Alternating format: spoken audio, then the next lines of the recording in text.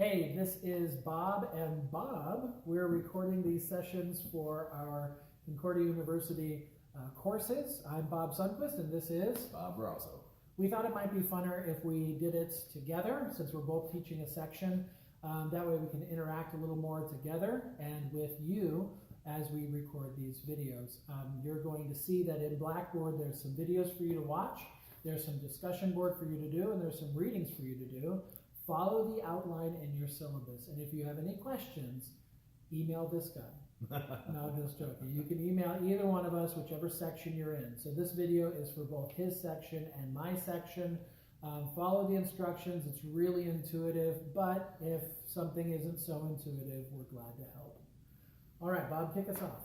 Well, I'm going to start with a little bit of the nature of knowledge. I mean, the goal of this class is to learn a little bit more about who God is and also learn a little bit more about the Christian faith. And so how do we know what we know?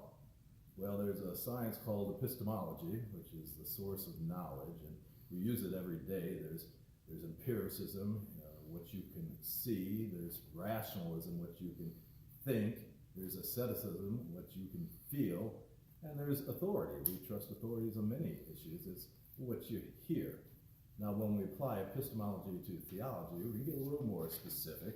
There are 5 basic sources which most Christians look to for knowledge about God, the first and foremost being Scripture. And I'll spend a little time talking about Scripture in more detail a little bit later.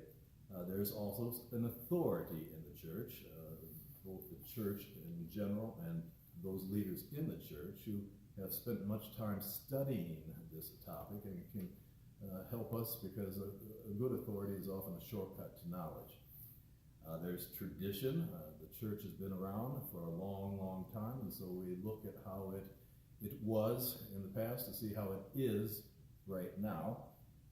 There is reason. We have reasonable capacities, and we are called to use those reasonable capacities in the ministerial sense. If you do your reading, you'll see the difference between ministerial use of reason and magisterial use of reason. And then there's experience. Experience is a great teacher.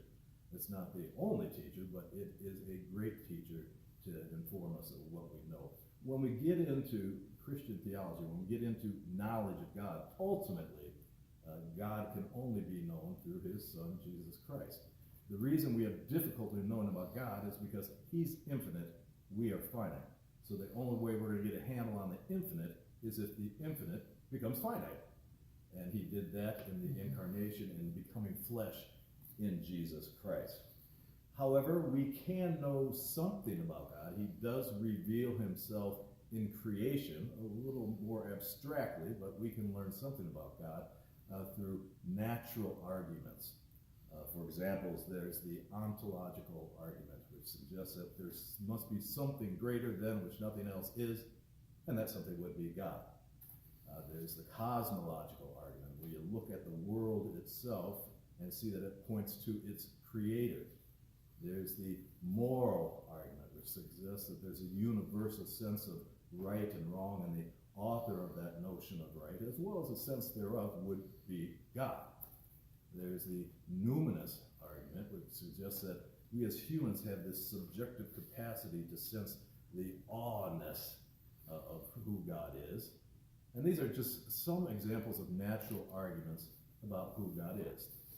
But to get the best picture of who God is, we need something a little more special. So we call it the revealed knowledge of God. We let God tell us about himself. And he does that through the Holy Scriptures. And you'll soon learn how reliable these Scriptures are, especially when we get into reading on Strobel. But let me just go through what we call the characteristics or the attributes of Scripture. There's the authority. If God is the author of Scripture, which he says he is, then it's going to have some authority, the same authority as God himself. The Bible is inerrant. Again, based on the nature of God, he is perfect, his communication is perfect, so Scripture does not err and cannot err. There's the efficacy, the fact that Scripture creates an effect, and Pastor Bob here will talk about that effect. One of the most substantial effects is done through law and gospel, and he'll spend some time talking about that. There's the sufficiency of Scripture. The Bible may not tell us everything we want to know about everything, but it does tell us what we need to know for salvation. It is sufficient for our salvation. And then there's a funny word, which seems so odd, it's called perspicuity, and it means clear, but no one knows what perspicuity means. Isn't that what you wear deodorant? Yeah, that's what you do. Yeah, Right? yeah. Now, let's use it in applying to Scripture. The Bible is not some secret code. You have to have a special knowledge. It's understandable to the average reader of average intelligence. So that's kind of how God reveals who he is and how he is through Scripture. So what we know naturally is that God is kind of abstract and angry. What we know through revealed knowledge is that he is close and loving. And now I'll turn it over to Pastor Bob. With all of these different ways of knowing religious things about God, like authorities and experience and tradition and experience. Did I say experience? The double experience. The double experience. One of the things that can be really difficult is sometimes our experiences, just in our own personal experience, didn't lead us to the right conclusion, and maybe you know that. And sometimes authorities can be wrong, and that can be very painful for people.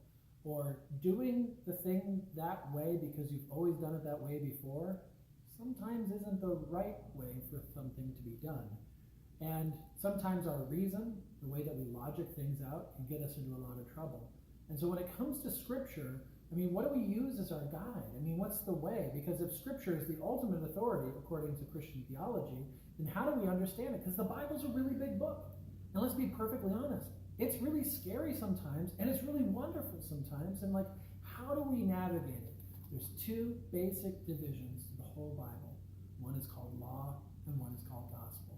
You could think of it as commands or promises. In the law, God tells us his perfect way of doing things, and his desire is that we would do it perfectly. So yeah. I failed. I failed too. And maybe you have too. And then the other way is the gospel, or the promise that even if and when, and even when we continue to mess it up, God will always forgive us and love us because of, not of something that we did, and not because we fixed up our life according to the law, but because of something that he did for us in Jesus.